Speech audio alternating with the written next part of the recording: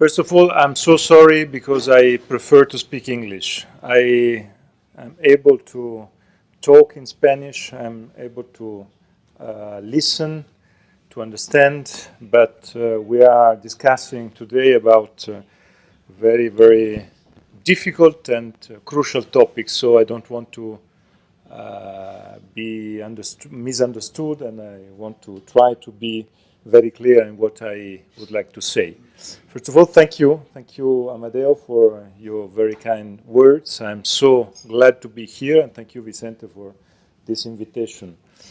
Inigo Mendes de Vigo, a very close friend of mine, asked me to be here and told me how important, how crucial is the work of the Rafael del Pino Foundation, and I was very glad to be here this day, and to discuss and to talk with you. So I will be very happy, first of all, if we are able today to discuss, to talk together. So I will try to present some ideas, to give some ideas, and then to discuss with you about these topics, which are, in my view, the top of the priority in the European discussion today.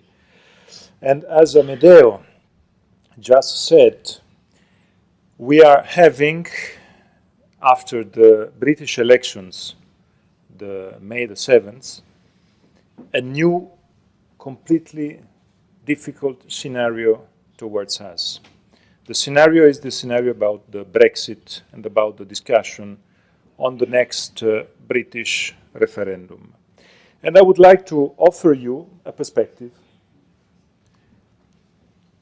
The British usually say, when in trouble, go big.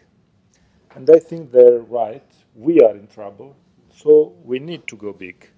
And I'll try to explain what I mean with go big with the situation we are having today.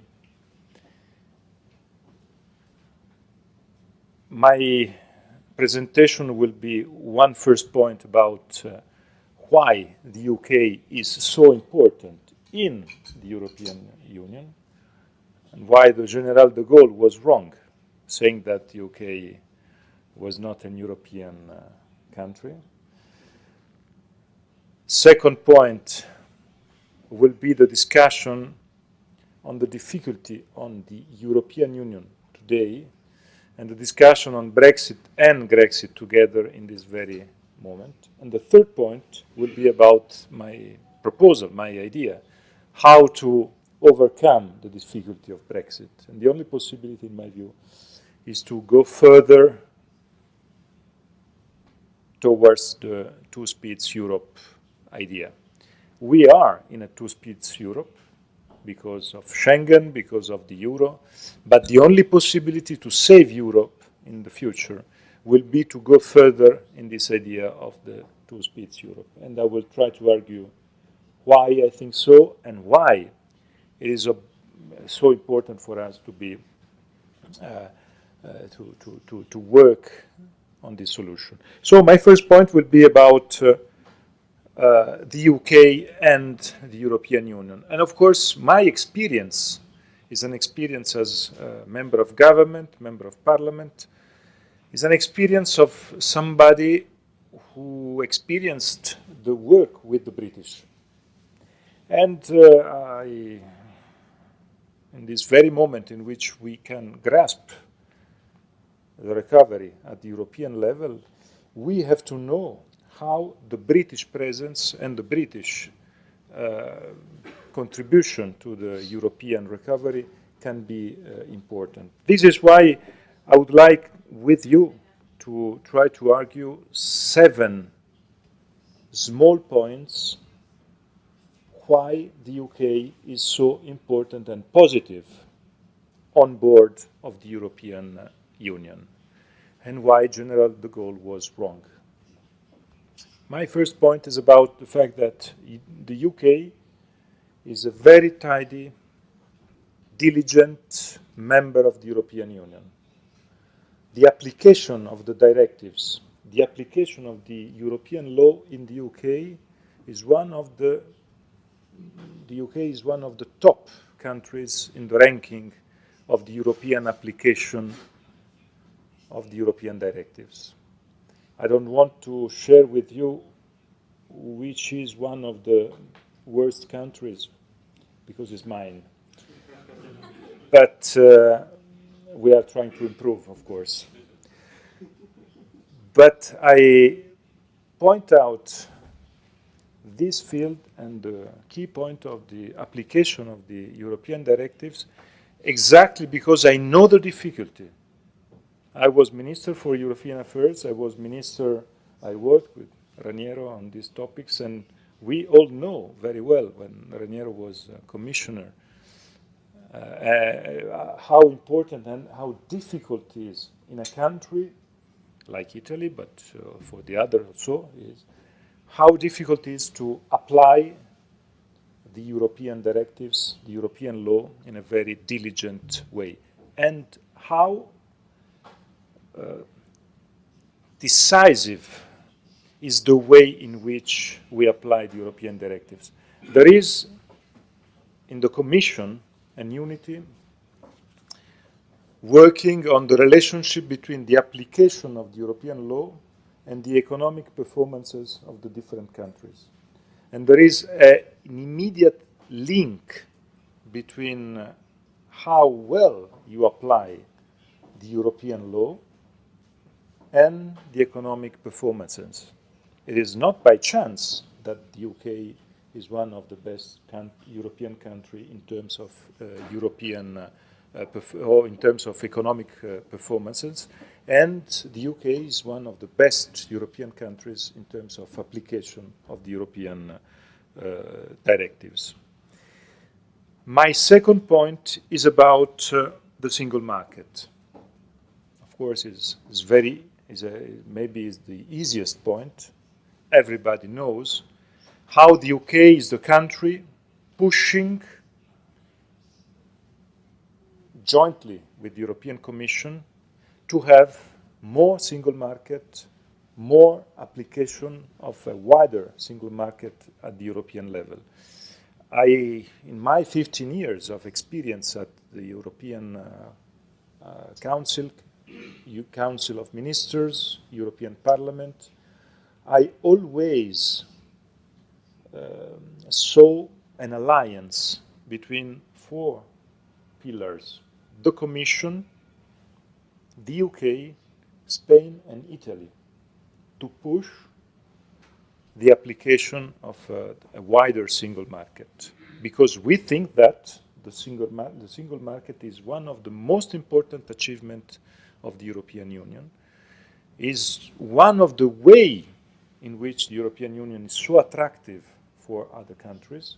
For the UK is I would say the recipe, one of the recipes, one of the reasons why London is so successful today as financial capital in the world. Because London is very efficient, but also London is a door open to a 500 million single market, the biggest single market in the world. And for the foreign investment to enter the single market through London is, of course, one of the most interesting for them opportunities. So the UK, Spain, Italy, three countries working jointly with the European Commission to implement the single market, and working jointly to convince the two, France and Germany, to be more proactive on the single market issue. Because the single market issue is, in the future and for the future competitiveness of Europe, one of the key points. And the UK is decisive for further implementation and further integration at the level of the single market, because we didn't finish our job there. There are a lot of crucial fields where it is necessary to have a wider single market application. And the UK will be decisive. Without the UK, it will be more difficult to have single market. My fear is that if the UK leaves, we will have a lot of steps back on the single market issue in the next years at the European level, because it will be easier for many countries to overcome obstacles and to try to step back. My third point is about the alibi. Usually, we use the UK as alibi of the country of the no. It was Margaret Thatcher. Marcelino knows very well this story. But it was after Margaret Thatcher, John Major and all the others, even Tony Blair and the others, the UK of the no, to stop the different steps of the integration. In my experience, yes, the UK was often trying to stop or to weaken the integration at the European level, but I had a lot of experience of many other countries using the UK no as an alibi because they were against, in some case, of some decisions about different topics. The UK has, on many of these issues, an attitude that is an attitude very clear, saying no when it is no, or saying yes when it is yes. And I think it is not a negative, but it is a positive attitude. My fourth point is about the free trade. We are at the end, maybe, of 15 years of very difficult situations in the free trade. Seattle was the beginning of the problem, and then we had the Doha round, and then we had the main difficulties, the WTO with the very weak achievement that they get in these years, and the fact that on the free trade today we are maybe at the beginning of a positive new era of agreements between regions and regions, countries and countries. We need such a new positive situation, but to do that we need a European Union with the idea that the free trade agreements are good and not negative. And it is not for granted in the European discussion. Just to say, yesterday in the European Parliament we had a very, very difficult situation on the TTIP. The explosion of one of the groups in the European Parliament on this topic created a very difficult situation with a new postponement of the discussion on the TTIP, giving the idea to the Americans that we are not serious on this topic. And some Americans are very happy of that, because some Americans, they don't want to have TTIP. And if we, the Europeans, we are not able to be very, very, very clear in the mandate, in the different topics, in the transparency, the behavior, methods, but also in the determination to have this agreement. It's an agreement where if we are able to negotiate in the good way with Europeans, we can have a lot of positive results of the agreement. Of course, if we continue to think that the free trade negotiations are the devil, it will be a big problem for us, first of all, because we will continue to negotiate and to have free trade, intra-European free trade, but we will not be able to take the opportunities out of Europe. And the discussion with the United States today is one of the most important. And I mentioned this topic with the UK because the UK is crucial to push the European Union to be more open on the free trade issues. Without the UK, the European Union will be less pushing on free trade. I'm sure of that. I know who are those who are convinced and those who are prudent on that. Of course, the fifth point is about London financial capital. Let's imagine what will be the future of Europe without London inside the European Union. I think it will be a great problem. Of course, as for the other points, it will be a big problem for the British too, and for London too. London without the single market will be a poorer financial capital.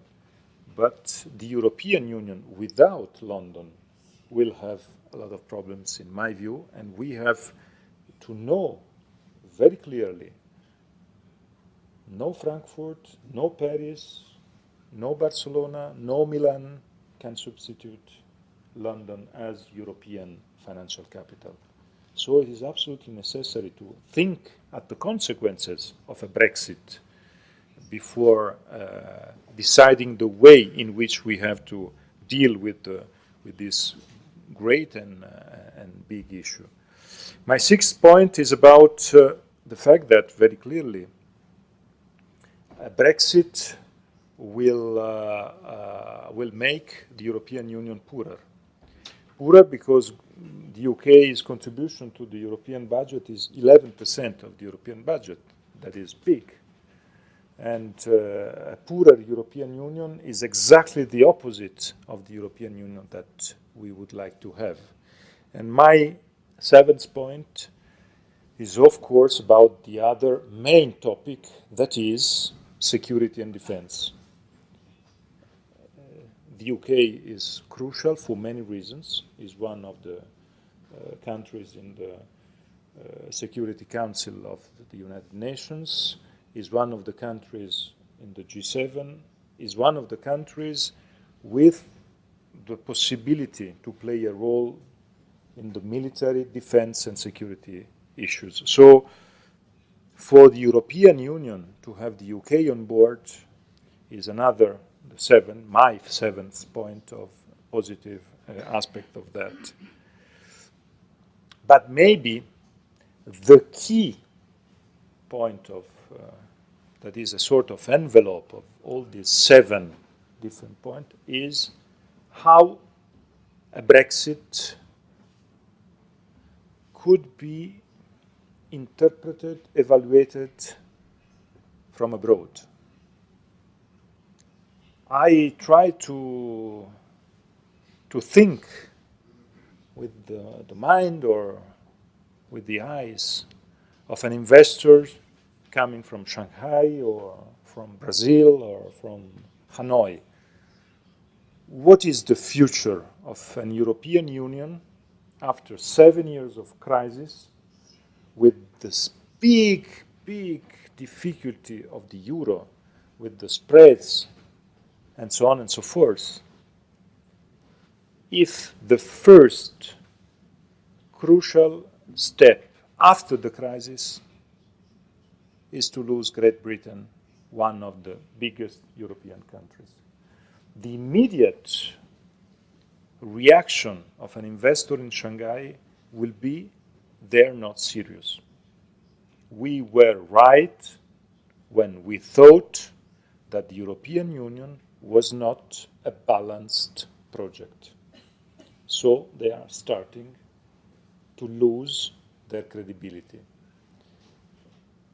I think nobody out of Europe will think what General de Gaulle thought 40 or 50 years ago. Nobody out of Europe will think, thanks to Brexit, they will go towards further integration. Out of Europe, the idea will be the decline of the European project is starting. This is why, if all these aspects are true, we have to work on how to avoid Brexit. And first of all, on how to put this topic at the top of the European agenda. And when I say the European agenda, I say the agenda of the European institutions and on all the European member states. Because I know that it will be a big problem for Europe. I repeat, it will be, in my view, a dramatic mistake for the Great Britain. For them, I think it will be the beginning of a collapse of the United Kingdom, because I'm sure that Scotland will ask to be member of the European Union, even member of the Euro. And it will be the first step, maybe, of a sort of collapse of the unity of the United Kingdom. But the key point, in my view now, is how to work to avoid Brexit. And my first point is about method. And my point is the only way, the first point to avoid Brexit is to avoid a bilateral London-Brussels negotiation. Because if we think that this topic can be solved on a bilateral London-Brussels negotiation, I think I'm almost sure that this kind of method of work, of negotiation, will bring to Brexit at the end. It will bring a lot of problems to the rest of the European Union. First of all, because if we start with a bilateral negotiation on the repatriation of power, competence, and so on and so forth, it will be immediate the request of other countries to start similar bilateral negotiations. I am sure that Orban and Hungary will start to ask a bilateral channel of negotiation. I am sure that the Swedish will start to do the same, and maybe other European countries. The Czech Republic is in a similar situation than the situation of the UK for some topics. So I think the first point is to avoid a bilateral negotiation. When I say when in trouble go big, is exactly to do that, to avoid this bilateral negotiation and to try to go big. What does it mean, go big? And I arrive to my final point. Go big means to try to transform this British issue in a way to overcome the general problem of the European Union today and to try to go to further integration at the euro area level. My idea is that a big jump in the European Union of the two speeds, Europe, can be a win-win solution at that time, in this very moment of our European life, for both the big problems we have, the UK, the Brexit, and the problem of the credibility of the euro and the credibility of the work of the countries of the euro area. And I try to explain why I think that this win-win solution can be the one which is maybe the solution, but maybe is also the motivation to try to have leadership at European level, at national level, trying also to involve public opinion, academic world, and so on and so forth. The key point is the fact that the only way to convince the British is to say to them, your interest is to stay on board. And we propose to you to stay on board and to share what is positive for you without risking any steps in a path of further integration. That is for them the big problem, because they don't want to go further in the European integration. So the key point is to convince them that the 28 framework is a framework where they can grasp a lot of opportunities, like the single market is, or other important achievement that we can have today, being very clear and announcing and trying to work on a project that is the project of further integration at the euro area level. So two speeds Europe means, of course, the 28 with all the opportunities to be shared with the single market and the rest, with a big work and a big mission for the euro area members to go further in the integration at the euro area level. What does it mean? We have now a great opportunity, and our meeting today is very interesting also for the timing, because in 2 weeks' time we will have the European Council. The European Council will be a European Council, as usual, important, because we can take two different roads with two different options at the end of the two roads. One is if we just take note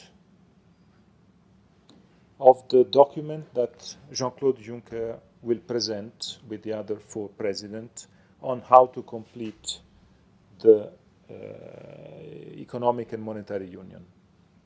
If you see, if you watch, if you read in the text, in the final text of the communiqué, we, the leaders,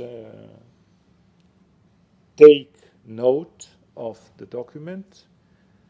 My translation in the Brussels jargon of take note in that case is business as usual. We wait for French elections, British referendum, German elections in 2017, and then after that we will see if there is the possibility to do something for the European integration.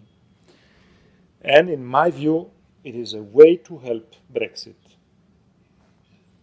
The second option is if the European Council pushes the document and the roadmap that Juncker is preparing with the idea not to wait for 2 years, but to go immediately towards some of the achievements that are proposed in the document of Mr. Juncker. Achievement on how to go further in the integration of the euro area. That means fiscal capacity, that means euro area budget, that means a sort of development of the EFSF and ESM in a sort of European IMF, and so on and so forth. If we give the impression to the markets and to the public opinion that we understood that the crisis was a terrible mistake due to terrible mistakes of the European institutions too, of the lack of Europe, not because of too much Europe, we can, in this European Council, start on the correct road with a good roadmap to try to propose this 2 speeds Europe. It is not easy. It is not easy because of Brexit today. And Brexit is something of very negative also because Brexit is something that is very difficult to manage, because it is very difficult to discuss with Minister Varoufakis. And I think there's a problem. There's a big problem. And the big problem is the mistake, in my view, that Tsipras made in appointing such a minister like Varoufakis, a minister with a different agenda, a very personal agenda, I would say, and a way to negotiate with his colleagues of the European Eurogroup of the ECOFIN in such a very negative way. They are always all very, very angry with him. And it is not because of his ideas, it's because of his behavior. Because you can't negotiate in a meeting with very reasonable positions and go out of the meeting and say they want to kill Greece, because it is not true. It is good for your public opinion. You raise in the polls of your public opinion, but like that, it is impossible to create trust among ministers with the aim and with the need to negotiate and to find solutions. This is why I think that's a big problem. In my view, there's a problem also in the relationship between Tsipras and Varoufakis, frankly speaking. And the problem is also demonstrated if you go now on Twitter, and please go to Twitter, and please try to see the figures. Tsipras is the prime minister. He won the elections, and if I'm not wrong, Tsipras has around 90,000 followers on Twitter. Varoufakis is not the leader of the country, is not the leader of the party, but Varoufakis today has almost 500,000 followers. Varoufakis became a glamorous personage of the world circus.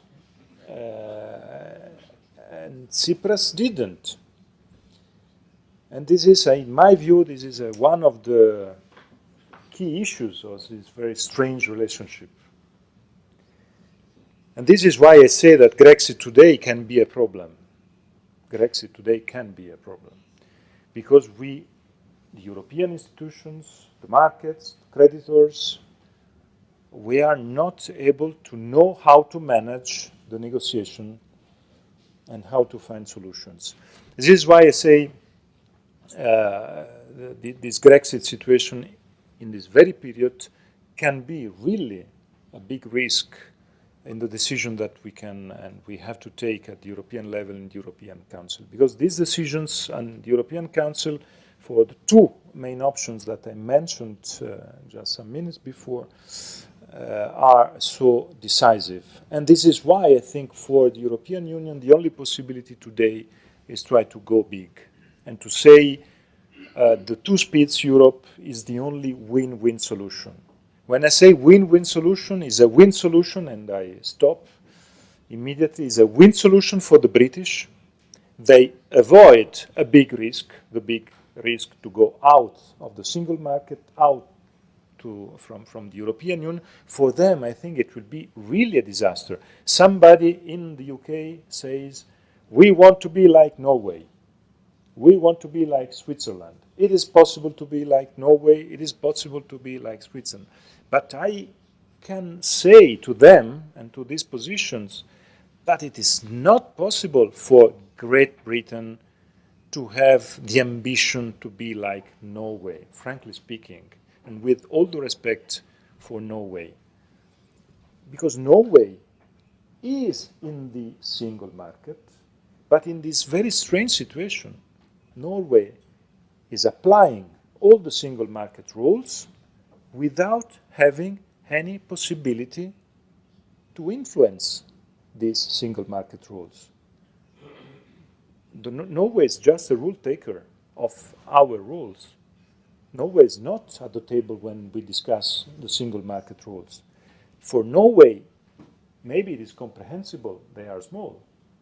But how can it be possible to think that the UK exit from the European Union to apply what we decide without their participation to the decisions? I think it's a sort of suicide from their point of view. I mentioned the London point, the London as financial capital, and the rest of the problem with Scotland and the rest of the separatism problem. But it is a win solution for us too, for many reasons, because we avoid to